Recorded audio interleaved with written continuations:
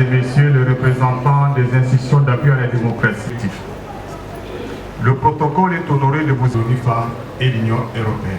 Au cours de la Gombe, à l'occasion de la femme par Madame la secrétaire générale, mot de clôture des activités du mois de la femme par son excellence Madame la mot de la société civile, mot de pour son mot de bien. Du mois de la femme, édition 2023. J'ai saisi cette opportunité pour vous exprimer mes sincères remerciements pour avoir accepté de consacrer votre temps précieux aux activités relatives à la condition de la femme congolaise. Cela démontre l'intérêt et l'attention que vous portez aux questions du genre, de l'égalité des sexes et de l'autonomisation de la femme. Je vous souhaite la bienvenue dans ce beau cadre du chapiteau de Boboto. En effet, les activités du mois de la femme cette année ont permis aux femmes en général, au ministère des tutelles, au gouvernement de la République et à tous les partenaires de jeter un regard rétrospectif sur l'évolution du statut de la femme, du genre, de l'égalité des sexes, de la représentation des femmes au sein des institutions de prise de décision ainsi que de leur autonomisation, conformément à la Constitution de la République démocratique du Congo du 18 février 2006, telle que modifiée à ce jour, au plan national stratégique de développement, aux engagements pris par notre pays. Généraux, mesdames et messieurs les points focaux genre, mesdames et messieurs des structures et différentes audiences à l'occasion de la journée, veuillez bien trouver ici ma profonde gratitude et implication aux activités tout le long de ces mois. Je vous remercie.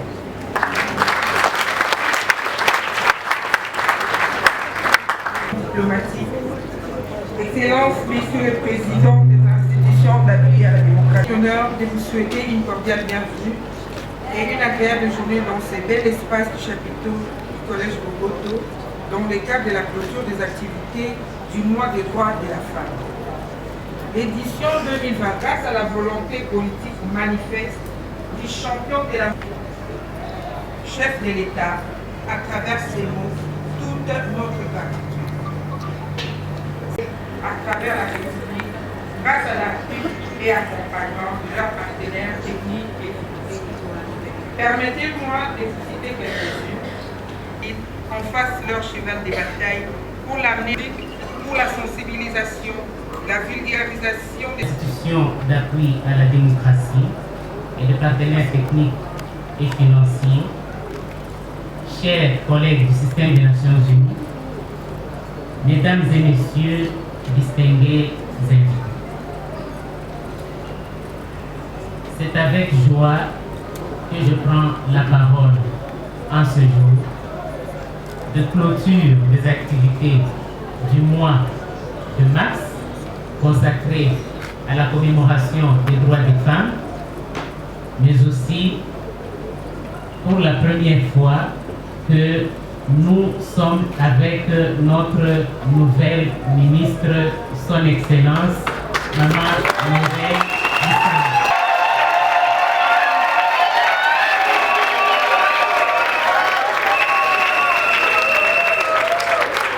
Excellence, Madame la ministre du Genre, Famille et Enfants, Excellence, Mesdames. Ministère du Genre, de la Famille et de l'Enfant. Excellences, Mesdames et Messieurs membres du gouvernement, Mesdames et Messieurs représentants des organisations des Nations Unies, des organisations de la société civile et des partenaires techniques et financiers, Mesdames et Messieurs, à vos qualités et grades respectifs, bonjour. Alors c'est un honneur pour moi aujourd'hui de représenter les différents bailleurs de fonds qui soutiennent la RDC dans la lutte pour l'égalité des femmes et des hommes dans ce pays. Le mois de mars, comme ça l'a déjà été bien évoqué par mes prédécesseurs, avec la thématique pour un monde digital et inclusif, a été un mois très riche en termes d'initiatives diverses, comme ce qui a déjà été relaté, avec de nombreuses rencontres, expositions, réflexions, organisées par l'État congolais, évidemment, des organisations de la société civile, avec l'appui des différents partenaires techniques et financiers au Congo, en République démocratique du Congo. Pour atteindre l'égalité des sexes, supprimer toute forme de violence. Nous tenons ainsi à vous assurer que l'Union européenne, mais également tous les partenaires filles, de tous les hommes et de tous les garçons du monde entier et de la République démocratique du Congo. Je vous remercie. Avoir rehaussé de votre présence la cérémonie de clôture du mois de la femme, et ce, malgré vos multiples occupations. Durant tous les mois de mars jusqu'à ces jours, plusieurs activités ont été organisées dans le cadre du combat que mènent les femmes pour la valorisation, la protection et la promotion des droits de la femme, ainsi que leur autonomisation aux fins d'un développement intégral qui prend en compte l'avenir de l'enfant et surtout de la jeune fille. Cette année 2023, à l'instar d'autres nations dans le monde, notre pays, la République démocratique du Congo, a axé ses activités sur les thèmes retenus par les Nations Unies, à savoir pour un monde digital inclusif, innovation et technologie, pour l'égalité des chances. Faisant sienne cette thématique, la République démocratique du Congo a initié une campagne autour du thème « Éducation numérique égalitaire pour la paix et l'autonomisation des femmes et des filles en République démocratique du Congo ». En ce XXIe siècle, aucune nation ne peut se passer du numérique pour son développement. Car le numérique est désormais à la base de toute dynamique de croissance économique, industrielle et de réduction de la pauvreté dans l'optique de l'amélioration des conditions de vie des populations. Par ailleurs, l'Union internationale des télécommunications, dans son rapport de 2021, indique que seuls 19% des femmes ont accès au numérique contre 31% des hommes en République démocratique du Congo. Selon ces rapports, l'une des causes de cette différence serait le manque de connaissances en matière d'outils numériques et de leurs bénéfices. Cette situation occasionne des inégalités entre l'homme et la femme dans l'accès aux nouvelles technologies de l'information et de la communication, tant dans leur utilisation que dans leurs impacts. Ainsi, tirant les conséquences de ces situations, le président de la République et chef de l'État, son Excellence, M. Félix Antoine Tshisekedi Tshilombo, à qui nous rendons un vibrant hommage, a instruit le gouvernement central à prendre en charge le plan national du numérique à l'horizon 2025, afin de résorber durablement les inégalités qui constituent en effet un réel défi auquel doit faire face la République démocratique du Congo. Honorables députés nationaux et sénatrices,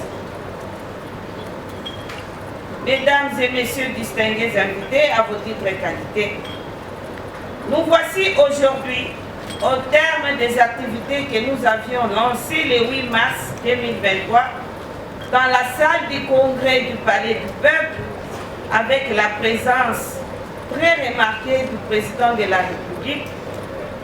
Je profite de l'occasion pour rappeler que c'est pour la première fois dans l'histoire de notre pays qu'un chef de l'État s'est déplacé pour communier avec les femmes le 8 mars, raison pour laquelle je les remercie très sincèrement. Qu'est-ce que retenir ici la sécurité aux femmes? Votre point de vue par rapport à la clôture des festivités du mois de la femme? C'est la sensibilisation. Le jour d'aujourd'hui, la femme qui a été marginalisée doit se mettre au pas, être au même pied d'égalité avec l'homme. Aujourd'hui, c'est la technologie qui prend le pas.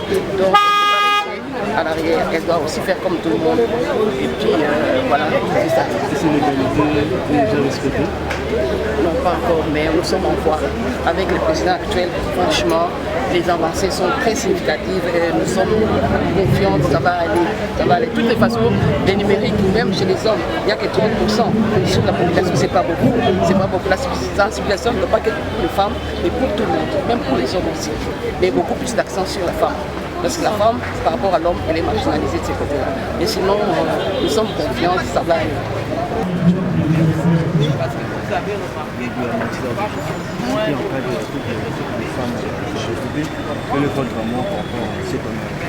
En tout cas, je suis très satisfaite du déroulement de l'activité.